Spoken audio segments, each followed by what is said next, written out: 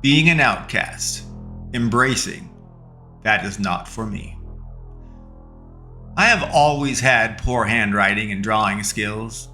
In second grade, the teachers thought, due to my poor hand-to-paper skills, that I was retarded, and that I should be both held back a grade and sent to a special education class, maybe many classes. Revolted by the idea that I was dumb because I could not draw very well, I complained that it was not true, even as a little kid. My mother supported me and asserted drawing is not a measure of intelligence, and she was a Stanford accredited teacher, she reminded them. The teacher and school would always back down, given her credentials. And we can see through my life how wildly wrong they were about my intelligence and correlating drawing talent with intellectual horsepower. They were wrong. The local community park had an Easter contest for kids one day in different age brackets to submit their crayon drawings on egg-shaped cardboard canvases that they provided. And/or you could do creative projects that could be science or art or anything that was expressing creativity. So I made stuff. The crayon egg. I made a colorful egg and submitted it in hopes of winning the competition with my admittedly not so impressive drawing artwork. I made wire dinosaurs, soldered as a preschooler. I was awarded first prize in park community science and art fairs because of them. People were shocked that a tiny little toddler kid used wire cutters, wire strippers to acquire the long bendable strips of metal wire that were required, and further, that used an 800-degree Fahrenheit soldering gun, which was common for the era for an electrician, to make molten solder so I could weld the wires together at their joints and make my wire dinosaurs. I made a Tyrannosaurus Rex, I made a Stegosaurus, I made a Brontosaurus, and I made Triceratops.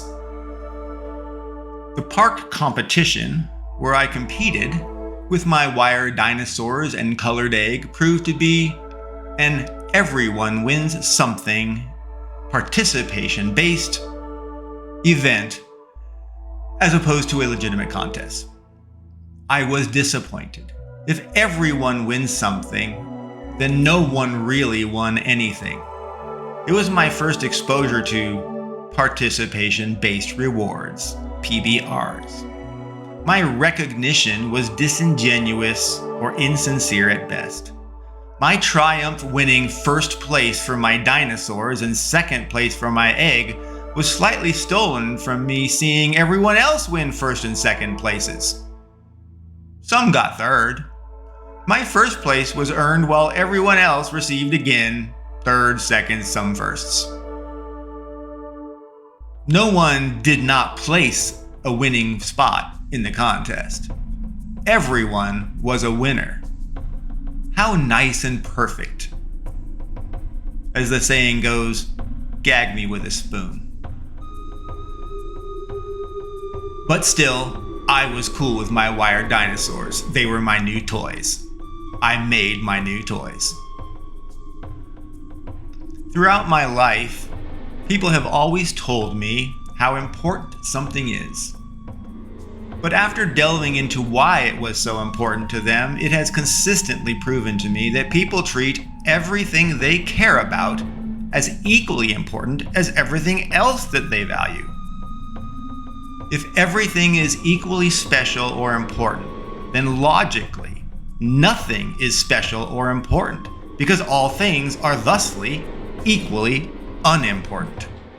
There is no mathematical equality to show how one thing is less or more than the other. Therefore, I have always contended that if everything is important, then nothing is. It is critical to determine a rubric or a metric to objectively prioritize things, an investment of your time and money in them. On a San Martin adventure with my friend Scotty Shaddocks as a child, we came across an abandoned, broken, half-submerged raft stuck in a creekside muck with weeds all around it. Excited with our discovery, we jerry-rigged repairs and made it floatable once more. We rowed that dilapidated raft from the creek into the nearby lake pond that I used to swim with on my pony Patches. And then back to the creek and down until we had gone so far that we just had to stop. Of course, the raft was not going to go back upstream for us. And so we left our fixed raft on the creekside for the next lucky young adventurers to find and enjoy it too. There was an unfortunate consequence of my mother's cavalier attitude toward food sanitation. To save money, my mother would buy week-old bread and Hostess pies and Twinkies and whatever did not sell that week from the main stores that were now in discount thrift shops. She would also buy big packages of flour and baking supplies so she could make as much food at home as possible and save money further. Did you know that flour invariably contains insect eggs, if not actual bugs themselves? That's right. The flour that people buy in supermarkets that is alleged to be clean and processed actually contains little bug eggs. Sometimes actual bugs. I suppose it would be hard to find and remove microscopic insect eggs in vats of flour. And I imagine whatever is cooked with the flour would just kill those little eggs and even the rare bug that was within them. However, my mother would let those eggs hatch into living bugs, and they would eat the flour and grow up and procreate and make more eggs and more bugs, and the pattern continued. I do not recall how long it took, but inevitably the flour bags that had been transferred into sealed Folgers coffee cans would become little bug silos, and my mother would cook with those bug-infested flour from those Folger coffee cans, and she expected everyone to eat what she cooked. Ick. No way. I was not going to eat bugs, at least not knowingly.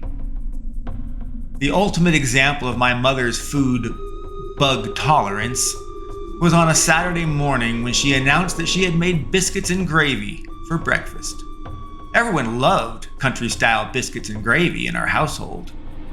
I poured the gravy generously over the white, fluffy, lumpy biscuits, and I sunk my fork into it and took a big bite. As expected, it tasted great. But then, my shock and horror. Inside the biscuit that I had taken my fork of food from were peppered black dots throughout. It was not pepper. Upon closer examination, they were bugs. Dozens, if not hundreds, of bugs are in my biscuit. Turned out there were at least dozens in every biscuit. We opened the Folgers coffee can and revealed hundreds, maybe thousands of little bugs moving all over the white flour. It was disgusting.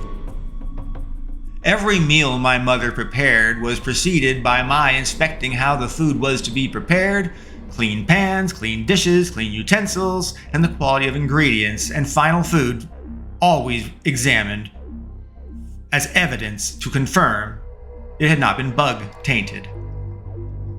My mother laughed at my clean freak behavior. She defended her poor sanitation as improving the immune system and saving money, as she had learned to do so in Mexico on the run with my father, Silver. I resented being judged negatively for not wanting to eat bugs. My mother made me, or strongly influenced me, to become the clean freak that I am. As a single mother, it was apparent that my mother was not always very happy. She worked diligently to make ends meet, fixing those TVs and radios, but things were hard. She would get low on business and go to local cheese and tortilla factories to buy food direct from them, or go to those thrift shops and secondhand shops for bread, clothing, supplies, anything we needed. I typically wore oversized shirts, sometimes that had cigarette burns in them, and mismatched socks and pants and shoes with scuffs or holes. But I always did have clothes, a jacket, socks, and shoes. Kids at school would make fun of me, but I got used to just recognizing whatever they said, well, was not for me. I kind of resigned myself to most things with that phrase. That's not for me. It's not for me. One day I would modify that phrase and simply say, that's not for me, right now. I decided I would achieve my dreams and get those things that I did not have. It may not be for me then, but someday it would be for me. I also concluded that people were mean and judgmental for things that I cannot do anything about. We ate thrift-shopped, rejected Hostess Twinkies and bread for weeks at a time, sometimes freezing them if there were so many that the deal was just too good to pass up. We would eventually use them. We were all about seizing opportunities wherever and whenever they were. Snooze, you lose was more like snooze, you starve. In another time, I recall there was a man selling cheese directly to my mother from a little back room at a cheese factory that looked at her and said to her in a very thick Italian accent, "This checka had better be good, eh? Or else." My mother was poor, but she never wrote bagged checks. She strove to maintain her integrity. She assured the man the check was good that she had written. She took the block of cheese and we returned home. I learned later that the cheese factory was apparently a front for mob money laundering, and it was just a local service to legitimize themselves by selling cheese directly to the impoverished. It helped them to sell directly to people. It would easily mask how much cheese they actually shipped and sold. I have no idea where my mother heard of this place, but that's where we got our cheese.